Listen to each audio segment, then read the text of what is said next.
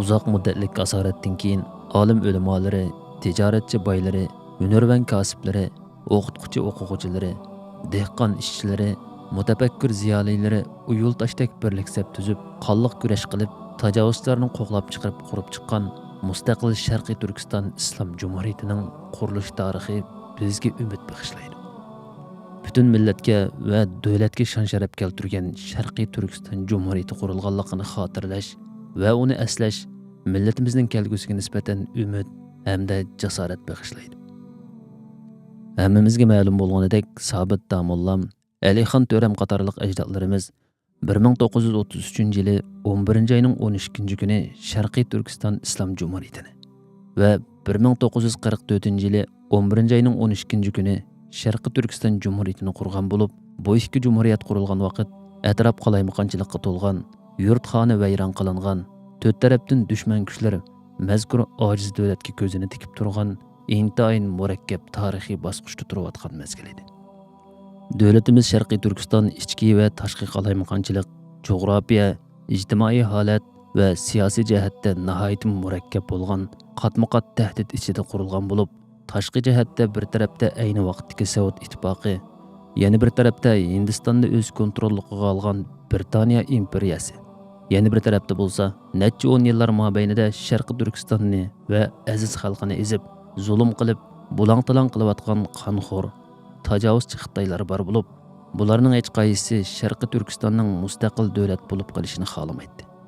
Va aslida dushman bu davlatning qurilishini o'ylab boqmagan bo'lib, bu davlatning qurilib qolmasligi uchun xuddi bugungi kunimizdagiga o'xshashla Xitoy millatarislari boshliq bir turkum davlatlar ittifoq tuzishgan va davlatning qurilishining oldini to'sishgan edi.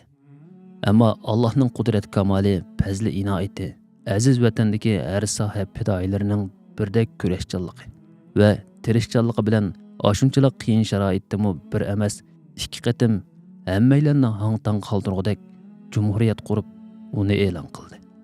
Hatto ba'zi davlatlarning e'tirofiga erishgan edi. Yaqinqi zamonlarda har turli hiyla nayranglar orqali atrofdagilarning ko'zini bo'yab, o'zini cho'ng ko'rsatish uchun tashkillangan Shanxay hamkorlik tashkiloti yig'ini bo'lsa, tijorat, hamkorlik, birlik degandek chiroyli nomlar bilan o'ttirg'i chiqdi. Ammo bu tashkilotning qurilish orqa ko'rinishini nihoyat osonlik kishilar bilib yetadigan bo'lib, bu razil suiqasdlar ustiga qurilgan tashkilot edi. Kunimizda mazkur tashkilot a'zolarining va a'zo bo'lishga havas qiluvchilarning ko'payishi Xitoyningmi buningga mos holda dunyo jamoatchiligining ko'zini bo'yab, pat-pat yangi qurollarni ko'rsatib qo'yishi, ba'zi amalda yo'q xiyoliy texnologiyalarni chiqarib qo'yishi dunyo jamoatchiligining diqqatini qo'zg'adi. Va shuningdek, buningga ergashgan kimlik aslimasi tutuqlashgan. Oz sondagi Sharqiy Turkiston da'vochilari bo'lsa, bo'layotgan ishlarga hayron qolgandek, kelgusiga andisha qilgandek bo'lishdi. Aslida bular hammasi Xitoylarning dunyoga o'zini ko'rsatib, dunyo novchilariga sendin biz novchi signali, qo'rqinchoqlarga beshingni eziman signali. Oramizdagi Sharqiy Turkiston davlati qurilmaydi deb da'vo qilganiga o'xshash umidsizlik kishilar uchun o'ttirg'i chiqargan asli orqa ko'rinishi dunyoga qorong'ulik, zulm, zulmat elib keladigan Xitoychilik da'vosi edi. Buning oxlab qolgudek yoki qandoq bo'lib ketakin deb ansirab ketgudek hech qanday yeri yo'q edi. Chunki dushmanidan marhamat kutgandanmi ahmoq odam bo'lmas kerak. Ular aşır jinoyat qilmishlari bilan faqat biz Sharqiy Turkistonliklarga emas, butun dunyoga dushmandir. Buni hamda his qilib yetganlar bo'ldi.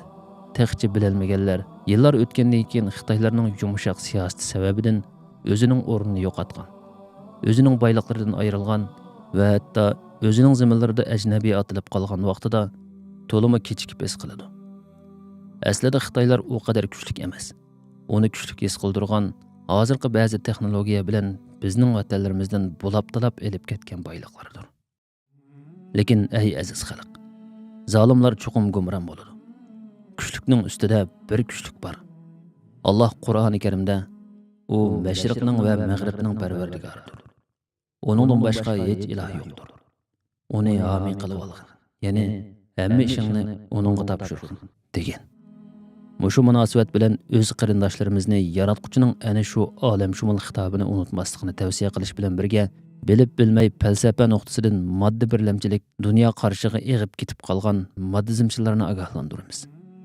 Əməliyyatdamı aləmlərinin pərverdigarı buningdan ming yillar ilgari jakarlagan bu olamshumul haqiqatning rost haqiqat ekanligi. Bu dunyoning va igidorchilikning qurol yaroqlari kuchayib ketganlarning emas, balki uni yaratgan hammadan kuchlik, tangdoshsiz Allohning kontrolligida ekanligi.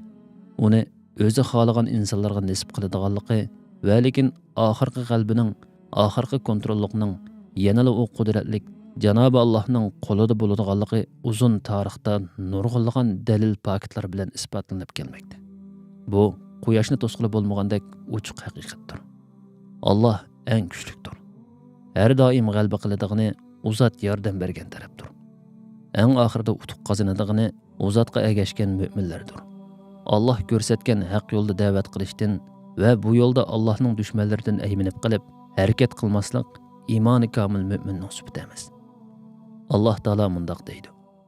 Agar Alloh sizlarga yordam bersa, sizlarni hech kishi yengolmaydi. Shak shubhasizki, biz payg'ambarimizga, mo'minlarga hayoti dunyoda va farishta, payg'ambar va mo'minlardan bandalarining amallariga guvoh bo'ladigan, guvohchilar hozir bo'ladigan kunda albatta yordam beramiz, deb bayon qilgan bo'lsa, payg'ambarimiz Muhammad sallallohu alayhi va sallamning hadis shariflari va hatto 23 yillik hayotidagi bu haq da'vo uchun to'lagan badallari, qurbonliqlari bizga nihoyatda go'zal o'rnak bo'lib, u davlat va tuproqning hargizmi kurashsiz, qonsiz, fidokorliksiz bo'lmaydiganligini bizlarga amaliy hayoti bilan ko'rsatib qo'ygan. Malik bin Nabi bu haqda mundaq degan: Mustamlikchini avval ruhingdan qo'g'lab chiqar. Shundala u zaminingdan chiqib ketadi. Bizning ona yurtimizni besib olgan bosqinchilar aslida tajovuzchi edi va bugungi kunimizda qilayotgan, elib berayotgan tajovuzchiligi, zulmi, qirg'in qilish jinoyatlarining tarixda misli ko'rilib boqmagan. Lekin bizning davlat qayta quriladi. Bizning millat zulmdan qutuladi. Bizning oy yulduzliq ko'k bayroq ona yurtimizning osmonida qayta lapildaydi. Bizning millatning ma'sumlarining yuzlari kuladi. Qachon millatdagi har bir a'zo o'zining mas'uliyatini mas'uliyatchanlik bilan tunib yetganda, u mas'uliyatdan foydalanmay, balki uning haqqi bilan ado qilganda, hamma shaxs o'zining mas'uliyat va majburiyatini ado qilish uchun aktiv rol o'ynaganda, hamma o'zining va atrofdagilarining ong saviyasini oshirganda, psixikadan bo'lmaydi, bitmaydi, qurilmaydi degandek lug'atlarni supurib tashlab, cho'qim bo'ladi, quriladi, tuziladi deb cheksiz va shaksiz ishongan. Hamma birdek ittifoqlik va samimiylik bilan o'rnidan dast turib, asli da'vo, asli kurash uchun jon fidolik bilan qahramonlik ko'rsatganda quriladi, qutuladi va tuziladi. Shu munosabat bilan butun xalqimizni o'zimizning shonliq tarixiga qayta nazar tashlab chiqishga tavsiya qilamiz. O'chmas iz qoldirgan ajdodlarimizga loyiqli iz bosar bo'lish uchun birliklikka va ittifoqlikka da'vat qilamiz.